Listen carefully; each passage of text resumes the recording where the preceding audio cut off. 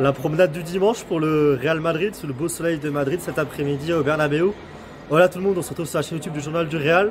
Je vais débriefer un petit peu cette victoire très facile acquise par le Real Madrid face au Real Valladolid cet après-midi. Un match complet du Real Madrid qui remporte ce match 6-0 quand même. C'est rare de voir le Real Madrid mettre 6 buts dans un match, c'est la première fois cette saison bien sûr. J'en ai déjà passé 5 à Anfield il n'y a pas longtemps, mais 6 c'est une première cette saison.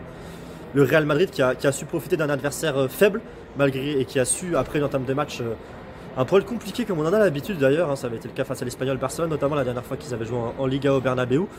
Le Real Madrid a connu une entame de match un peu compliquée, il pourrait perdre 1-0 la rencontre, il y a eu 2 grosses occasions côté Valladolid et par contre ensuite le Real Madrid a déroulé sous plein d'aspects, plusieurs joueurs ont su dérouler. On va commencer par Rodrigo, premier buteur, premier but pour Rodrigo en Liga depuis le 16 octobre 2022, le Classico à domicile. Donc ça faisait 6 mois que Rodrigo, 5 mois et demi que Rodrigo n'avait pas marqué en Liga.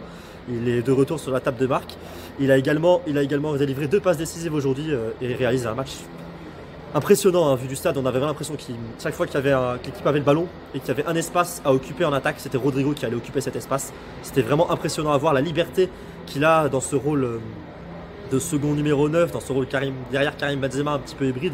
C'est assez impressionnant parce que il est capable de trouver des espaces du côté d'Asensio, du côté de Vinicius quand Vinicius rentre. Il est capable de combiner avec Karim Benzema dans les petits espaces. C'est vraiment sans doute le meilleur rôle avec la construction de l'effectif actuel que Carlo Ancelotti puisse donner à Rodrigo. Et ça a été très efficace aujourd'hui, puisque ça a aussi permis évidemment d'ouvrir le jeu à Karim Benzema, qui est l'homme du match sans doute, et qui est l'autre homme dont on va parler un petit peu. Lui qui met un triplé aujourd'hui en première mi-temps, 3 buts magnifiques.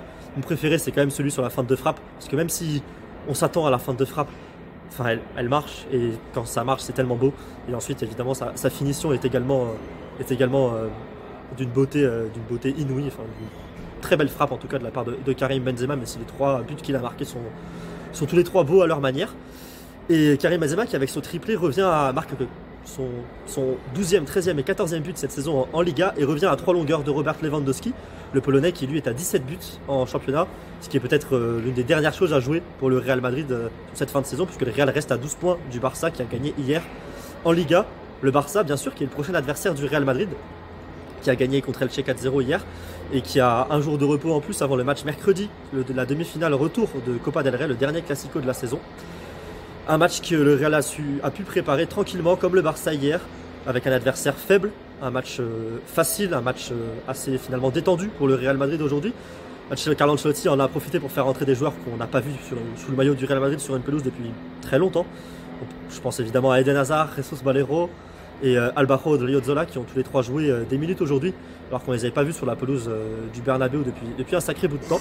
Et donc tous les joueurs ont pu engranger et faire le plein de confiance avant le déplacement à Barcelone mercredi soir pour essayer de se qualifier en finale de Copa del Rey, sachant que l'adversaire n'est pas connu. Ce sera mardi soir que Osasuna ira jouer contre l'Athletic Bilbao l'Athletic Club pour essayer de se qualifier en finale de Copa del Rey. On se retrouve très bientôt évidemment pour couvrir sur le journal du Real, que ce soit sur le Twitter, sur la chaîne YouTube, pour couvrir en long et en large le Classico qui arrive, ensuite les échéances en Ligue des Champions contre Chelsea la semaine suivante, et on se retrouve très bientôt. Je vous laisse évidemment vous abonner à la chaîne YouTube, vous suivre le Twitter, le Instagram du Journal du Real, et me dire en commentaire pourquoi pas quel a été votre but préféré aujourd'hui. Il y en a eu 6, donc il y en a bien un qui a dû vous plaire un petit peu plus que les autres, donc dites-moi en commentaire quel but vous avez préféré ou qui est votre homme du match de cette rencontre, et on se retrouve très bientôt pour de nouvelles vidéos sur la chaîne YouTube du Journal du Real. Salut à tous!